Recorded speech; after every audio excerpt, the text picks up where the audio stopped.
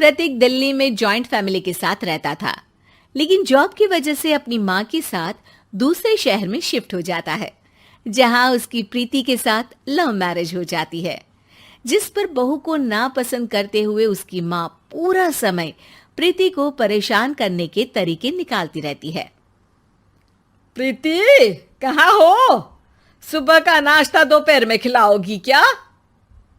इसमें प्रीति और प्रतीक ऑफिस जाने के लिए तैयार हुए कमरे से बाहर आते हैं, जिसे देख सास प्रीति पर भड़कने लगती है।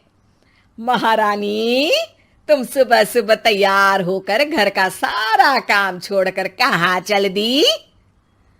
जी वो ऑफिस। हैं? तुम ऑफिस जाओगी तो घर में जो सफाई, नाश्ता, खाने का काम है वो क्या मैं करूंगी? माँ, मैंने उससे वादा किया था कि वो जॉब कंटिन्यू कर सकती है। अरे वाह जी वाह, दोनों आपस में सलाह कर फैसले ले लिए। मैं क्या यहाँ बेवकूफ बैठी हूँ? मुझसे पूछना किसी ने जरूरी नहीं समझा? मम्मी, आप फिक्र ना करें, मैं आज ही रेजिग्नेशन दे दूंगी।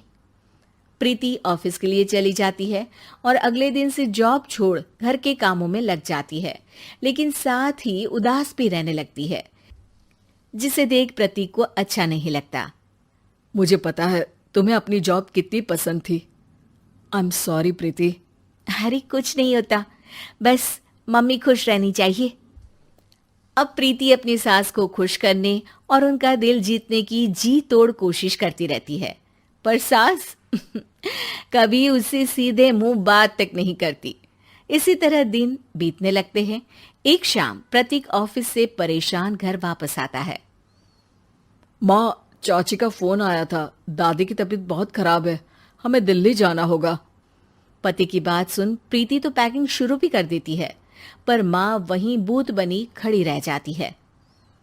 लगता है मम्मी अपनी सास से बहुत प्यार करती हैं, तभी उनकी बीमार होने की खबर सुन शॉक में आ गई। ये प्यार नहीं, परेशानी है। तुम तो ऐसे सोचो कि अब से जब तक दिल्ली में हो तुम्हारे अच्छे दिन शुरू। अच्छा, ऐसा क्या है दिल्ली में? वो तुम्हें कुछ ही घंटों में पता चल जाएगा। सास के रिएक्शन और पति की बात से कंफ्यूज्ड प्रीति दोबारा पैकिंग में लग जाती है, जिसके बाद कुछ घंटों का सफर तय कर तीनों दिल्ली पहुंच जाते हैं, जहां घर के अंदर पहुंचते ही लोगों की भीड़ देख प्रीति परेशान हो जाती है। हे भगवान, इतनी भीड़! प्रतीक, कहीं तुम्हारी दादी को कुछ हो तो नहीं गया ना? पागल, ये भीड़ नहीं, मेरा परिवार है। क्या? इसे तुम परिवार कहते हो? अरे इसे तो जिला घोषित कर देना चाहिए। तुम्हारा परिवार का तो अपना पर्सनल बिग बॉस बन सकता है। हैरान परेशान प्रीति परिवार वाले सदमे से बाहर निकली भी नहीं होती कि सिर पर पल्ला रखे शांत तरीके से सबके साथ बात करते हुए अपनी सास को देख उसे दूसरा सदमा लग जाता है। हाय राम, ये मम्मी का ऐसा भी कोई रूप है? ये तो मुझे पता ही नहीं था। ये तुम्हारी सास का ससुराल है। तभी प्रतीक की बहन बोल पड़ती है। यहाँ आपको ऐसी ऐसी चीजें देखने मिलेंगी जो सपने में भी सोची नहीं होंगी। हाँ, ये कुछ दिन तो बहुत इंटरेस्टिंग लग रहा है। सब एक साथ दादी के कमरे में जाते हैं, जहां पहुंचते ही उसे दादी की आवाज सुनाई देती है। क्यों रे, सास से मिलने की फुर्सत मिल गई? दूसरे शहर जाकर छूट क्या मिली? तुम तो भटकता पंछी बन गई। इतने समय में ये तक नहीं पूछा कि जिंदा भी हूं या मर गई। प्रीति की सास अपनी सास के पैर छूती है। अरे कैसी बात कर रही हैं मम्मी, आपको तो मेरी उम्र भी लग जाए। अरे बस कर, ये झूठी उम्र देने वाली बातों का दिखावा ना कर। तेरा बस चले ना तो जो मेरी बची कुची जिंदगी है वो भी अभी खत्म कर दे। अरे बहू कहाँ है? इस पर सास प्रीति को दादी से मिलवाती है।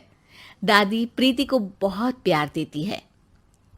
क्यों बहू, तेरी ये सास परेशान तो नहीं करती ना? अगर करती है तो अभी बता दे, मैं इसकी क्लास लगा दूंगी। अरे कैसी बात कर रही हैं माँ जी, भला मैं क्यों किसी को परेशान करूंगी। प्रीति अपनी सास का ये रूप एंजॉय कर ही रही होती है कि तभी चाची वहां आकर प्रीति को अपने साथ ले जाती है। सास की क्लास लगते देख जो खुशी मिल रही थी वो तुम्हारे चेहरे से साफ पता चल रही थी, इसीलिए ले आई, क्योंकि अगर उन्हें पता चल जाता तो तुम्हारी खैर नहीं थी। थैंक यू चाची जी। चाची और प्रीति घर में झूले पर बैठी बात कर ही रही होती है कि उसकी सास भी वहां आ जाती है। मतलब यहाँ सारा काम मैं करूं और तुम बैठी हंसी ठिठोली करो? अरे चलो जाओ खाना बनाओ।